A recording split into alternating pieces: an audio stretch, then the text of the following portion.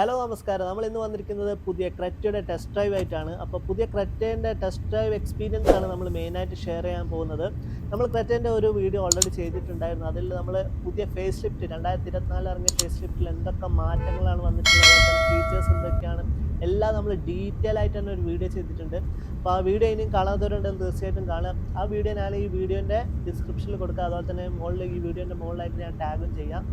അപ്പോൾ ഇന്നത്തെ വീഡിയോയിൽ നമ്മൾ മെയിനായിട്ട് ഡിസ്കസ് ചെയ്യാൻ പോകുന്നത് എന്തൊക്കെയാണ്, അതായത് എൻജിൻ വൈസ് എന്തൊക്കെയാണ് മാറ്റങ്ങളുള്ളത്, അതുപോലെ തന്നെ നമ്മൾ ഓടിക്കുന്നത് ഏത് വെഹിക്കിളാണ്, ഇതിൻ്റെ ഫ്യൂൽ എഫിഷ്യൻസി എത്രയാണ്, അതുപോലെ തന്നെ പ്രൈസിങ് കാര്യങ്ങൾ.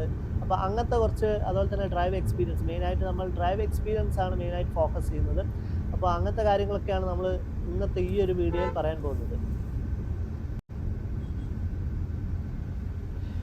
നമ്മൾ ക്രെറ്റ മെയിനായിട്ട് വരുന്നത് 3 എഞ്ചിനിലാണ്. ഒന്ന് നാച്ചുറൽ ആസ്പിറേറ്റഡ് 1.5 ലിറ്ററിൻ്റെ പെട്രോൾ എഞ്ചിനും, അതുപോലെ തന്നെ 1.5 ലിറ്ററിൻ്റെ തന്നെ ഡീസൽ എഞ്ചിനും, പിന്നെ വരുന്നത് ടർബോ എഞ്ചിനാണ്. GTI പെട്രോൾ എഞ്ചിൻ്റെ ടർബോ എഞ്ചിനാണ്. അങ്ങനെ 3 സ്പെക്കിലാണ് വരുന്നത്. ഈ 3 സ്പെക്കും 4 സിലിണ്ടർ എഞ്ചിൻ തന്നെയാണ് വരുന്നിരിക്കുന്നത്. അപ്പോൾ നമുക്കിപ്പോൾ ടെസ്റ്റ് ഡ്രൈവ് ആയിട്ട് കിട്ടിയിരിക്കുന്ന വെഹിക്കിൾ എന്ന് പറയുന്നത് 1.5 ലിറ്ററിൻ്റെ നാച്ചുറൽ ആസ്പിറേറ്റഡ് എഞ്ചിൻ അതിൻ്റെ പെട്രോൾ എഞ്ചിൻ തന്നെയാണ്. പെട്രോൾ എഞ്ചിനിൽ ഓട്ടോമാറ്റിക് ആണ് വരുന്നത്, IVT ആണ് വരുന്നത്. അപ്പോൾ IVTൻ്റെ എക്സ്പീരിയൻസ് ആണ് നമ്മൾ ഇന്ന് ടെസ്റ്റ് ഡ്രൈവ് ആയിട്ട് നോക്കാൻ പോകുന്നത്. അപ്പോൾ ഇതിൻ്റെ ഒരു പവർ റേഷ്യോ എന്ന് പറയുന്നത്, മാക്സിമം പവർ ഡെലിവറി ചെയ്യുന്ന ഏകദേശം 115 PS പവറാണ്. അതുപോലെ തന്നെ ഇതിൻ്റെ ടോർക്ക് വന്നിരിക്കുന്നത് ഏകദേശം 143.8 ന്യൂട്ടൺ മീറ്റർ ടോർക്കാണ് ഈ ഒരു എഞ്ചിൻ ജനറേറ്റ് ചെയ്യുന്നത്. ഇനി നമ്മൾ ഇതിൻ്റെ ടർബോയിലേക്ക് വരികയാണെങ്കിൽ ഏകദേശം ഇതിൻ്റെ പവർ എന്ന് പറയുന്നത് 160 PS പവറും, അതുപോലെ തന്നെ അതിൻ്റെ ടോർക്ക്, മാക്സിമം ടോർക്ക് എന്ന് പറയുന്നത് 253 ന്യൂട്ടൺ മീറ്റർ ടോർക്കുമാണ്. പിന്നെ നമ്മൾ ഡീസൽ എഞ്ചിനിലേക്ക് വരികയാണെങ്കിൽ ഏകദേശം 116 PS പവറും, ടോർക്ക് വരികയാണെങ്കിൽ ഏകദേശം ഒരു 250 ന്യൂട്ടൺ മീറ്റർ ടോർക്കാണ് ഡീസൽ എഞ്ചിൻ പ്രൊവൈഡ് ചെയ്യുന്നത്.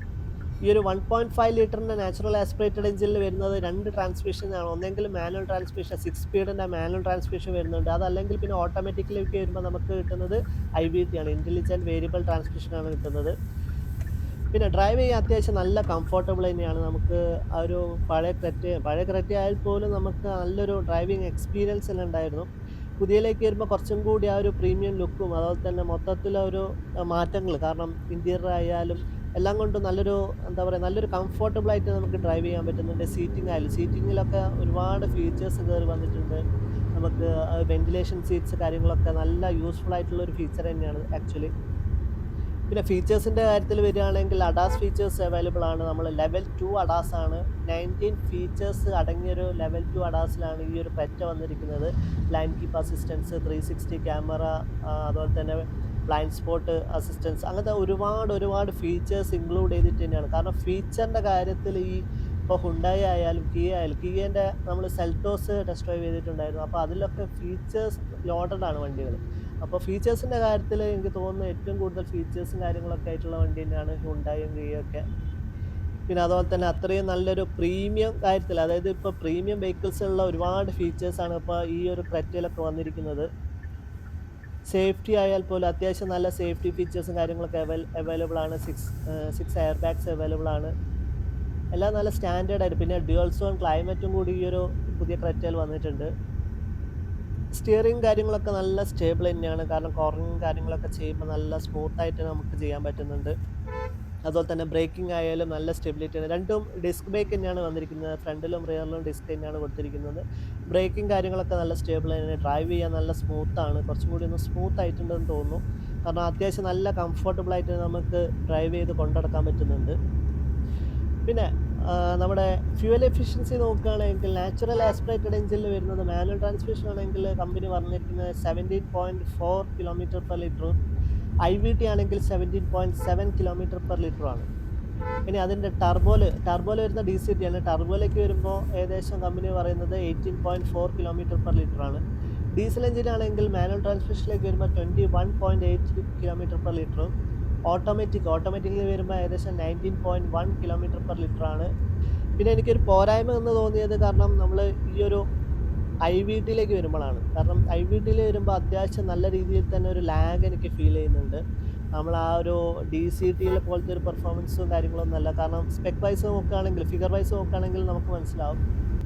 ആ ഒരു കാര്യം മാത്രമാണ് എനിക്ക് കുറച്ചൊരു നെഗറ്റീവായി തോന്നിയത്. പിന്നെ അതുപോലെ തന്നെ NVH അത്യാവശ്യം നല്ല രീതിയിൽ തന്നെ എനിക്ക് ഒരു ഡിസ്റ്റോർഷനായിട്ട് തോന്നി. കാരണം ഉള്ളിലേക്ക് അത്യാവശ്യം നല്ല രീതിയിൽ തന്നെ ആ ഒരു എഞ്ചിൻ നോയ്സ് കയറി വരുന്നുണ്ട്. അപ്പോൾ അങ്ങനത്തെ ചെറിയ ചെറിയ കാര്യങ്ങളൊക്കെയാണ് എനിക്ക് ചെറിയൊരു ഡ്രോബാക്ക് ആയിട്ട് തോന്നിയിട്ടുള്ളത്. ബാക്കി എല്ലാ കാര്യത്തിലും ഓവറോൾ നല്ല പെർഫോമൻസ് തന്നെയാണ്.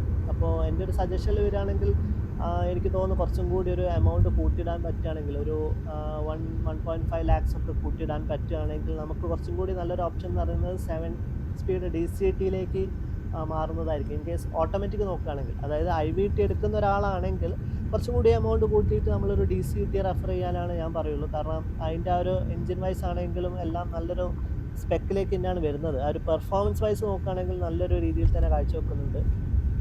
അപ്പോൾ ഈ ഒരു ചെറിയ വീഡിയോ നിങ്ങൾക്ക് എല്ലാവർക്കും ഇഷ്ടപ്പെട്ടെന്ന് വിചാരിക്കുന്നു. അപ്പോൾ ഇതിൻ്റെ ബാക്കിയുള്ള എല്ലാ ഡീറ്റെയിൽസും കാര്യങ്ങളൊക്കെ നമ്മൾ ഓൾറെഡി ഫസ്റ്റ് വീഡിയോയിൽ ചെയ്തുകൊണ്ടാണ് നമ്മൾ വീണ്ടും അത് എടുത്ത് പറയാത്തത്.